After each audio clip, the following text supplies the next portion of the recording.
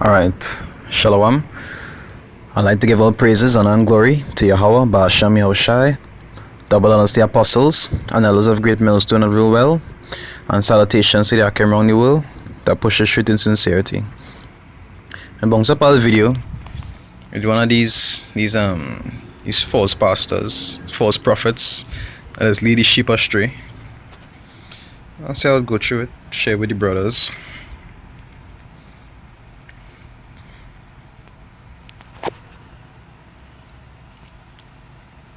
They are some of the most popular TV preachers in the country. We're family here.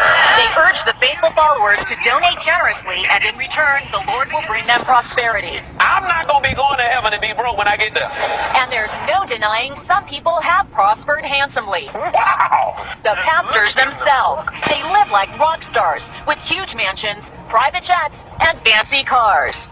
Their lifestyles are so lavish, 6 of them have been investigated by the U.S. Senate, like Paula White, who lives in multi-million-dollar homes in New York City and Tampa, Florida. And Creflo Dollar, he gets around in style, flying in private jets to preach around the country. He owns this mansion in an exclusive Atlanta suburb. Mr. Dollar, how do you Not one of them would agree to an interview about their opulent lifestyle. How do you justify your $1 million mansions and your jets to all of your donors, sir? Oh, yeah. But when it comes to opulence, few religious leaders compare to Kenneth Copeland. You and ours. You see how vain these prophets, these so-called prophets, just think. The man say if he had to go to heaven, he not gonna be broke when he get there.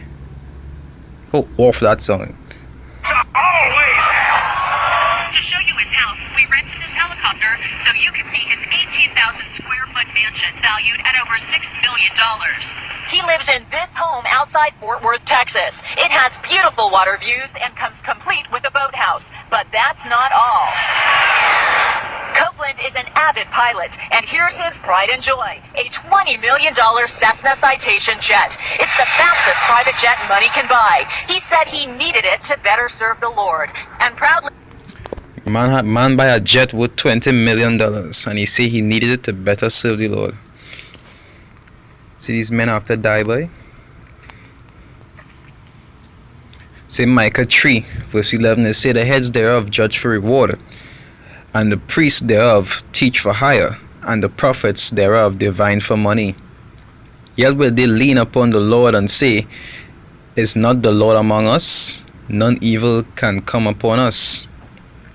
Because these men using the Most High, even though they don't know his real name, they're using him to get money and deceiving the people while doing it, and saying and telling the people that the Most High will bless them and so forth. You understand?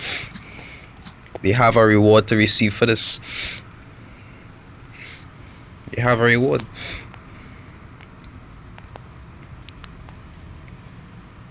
So the Ezekiel 14 verse 9, it say, and if the prophet be deceived when he had spoken a thing, I the Lord have deceived that prophet. Because as the scriptures say, many false prophets have gone out into the world. So it have to have men to fulfill this prophecy.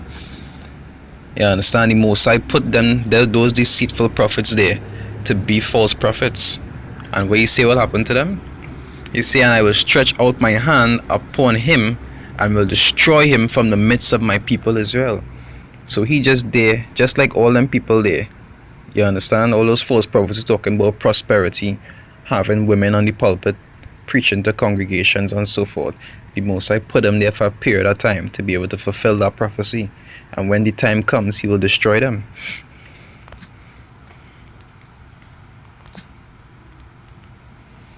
Needed it to better serve the Lord, and proudly did a flyby for his followers after the church bought it.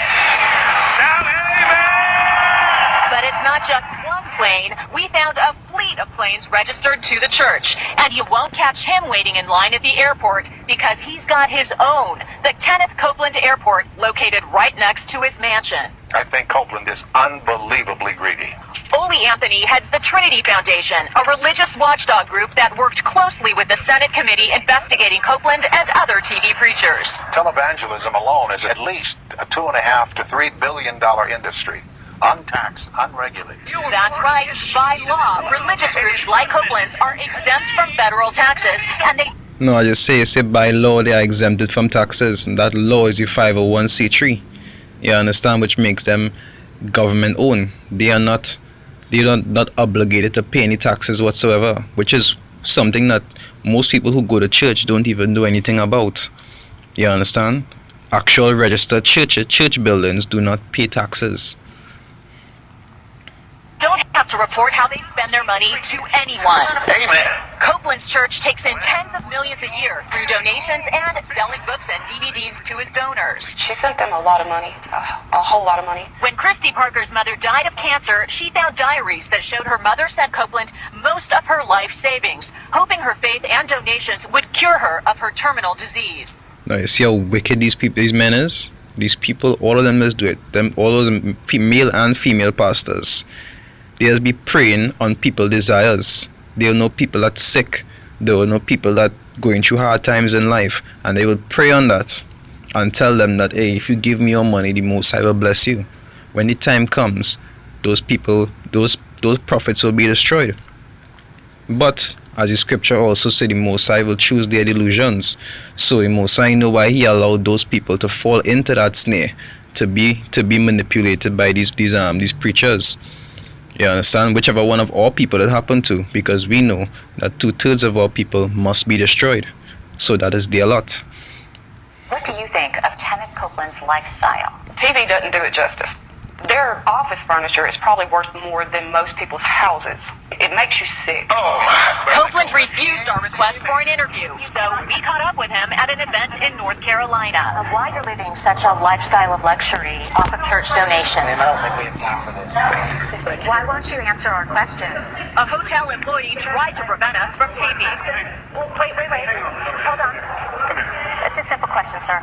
Yes, I'm going to give you a simple answer. Thank you. My lifestyle follows the scripture we give. No, you want to say his lifestyle follows the scriptures. No, his lifestyle is to live luxurious, right? His lifestyle is to live luxurious. Let me see what the scriptures say. So there's Luke 6 verse 24. It say, but woe unto you that are rich, for you have received your consolation. Right? Now, his lifestyle suits the scriptures. They say there's James 2 verse 5. It say, hearken, my beloved brethren, had not the Most High chosen the poor of this world, rich in faith, and heirs to the kingdom which He had promised to them that love Him. So the Most High does work with the poor and the meek. Now when you see meek, that goes back to being what? Humble. But the word meek also it means to be low. You understand? The word meek also means to be low. Not only in mindset, but also in stature. Because He chose the nobodies. He didn't choose the people who luxurious and rich, and people who would be highly admired and viewed in a big way. He chose the people who just look like nobodies.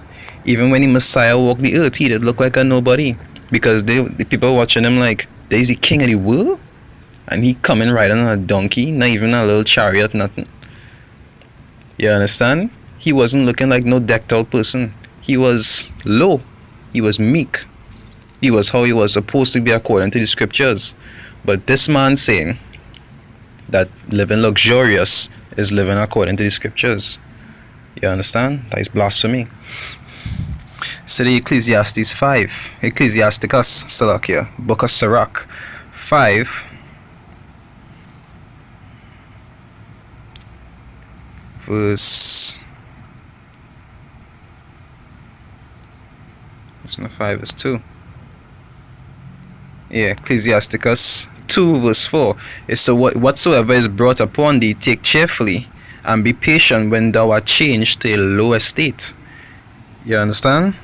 Because a lot of times in this truth, you'll see you'll have to go through tribulation. It said, through much tribulation we shall enter the kingdom, which is what? Suffering, hardship, not prosperity and riches. You understand? So the Ecclesiasticus 3 verse 18, it say, the greater thou art, the more humble thyself, and thou shalt find favor before the Lord. Now this greater is not referring to earthly riches. It's referring to the more that you increase in knowledge and understanding. You have to humble yourself. It says, many are in high places and are renowned, but mysteries are revealed to the meek. Which is not only the low in mindset, but the low people. The low people in life. That is who the Most High choose. We are the ones that have that mark upon us. We is the poor of this world, rich in faith. The Most High didn't give it to us to be rich in this world. He gave it to Esau and the heathens. His men is be going through hardship. Some of them go have it a little comfortable, but they wouldn't be rich. Because the Most High know that when you're rich, you don't have time for him. The only thing you study is how to make another dollar. And majority of the times, you have to be licking some white person ass or doing something you're not supposed to do to get it. The scripture we give, we believe. You play back that part, don't you hear what you say? The scripture. It's just a simple question, sir. Yes, I'm going to give you a simple answer. Thank you. My lifestyle follows the scripture. No, in a sense, he's not wrong, because according to the scriptures, the man of the Most High is supposed to be the one who is poor, this world, rich in faith. But he's not one of the men of the Most High, so he could afford to live luxurious. But for the real men of the Most High, they're not going to be luxurious in this life. They're waiting for that prize they're going to have on the other side. We give, we believe. We're open. You have a fleet of private jets. Why is that necessary? You're a minister. How many private jets do you have? Right after that, he walked away. Although Copeland says he cooperated with the Senate investigation, the Senate committee disagreed, saying only 2 television preachers did, Joyce Myers and Benny Hinn. And the committee recommended that the IRS investigate further. Now we know that the IRS not going to do nothing about it. They will just say that because at the end of the day, all of them are in their little brotherhoods. So they are more or less untouchable for now. Even if you remove one, another one will rise up and it will have the same issue, because that is the system. That is their teaching. That is how they just indoctrinate and poison the sheep. They're not going to break that. You understand? Because the Most High set that order up for a period of time. But I used to show you how the people, the heads in this world just think, and the sheep just blindly follow. Why? Because what they teach is appealing. What they teach is something that you would want to hear. Nobody don't want to hear that they'll have to be poor. Nobody don't want to hear that they're under a curse. Nobody don't want to hear that the Most High does deal with the poor of this world. They don't want to hear that.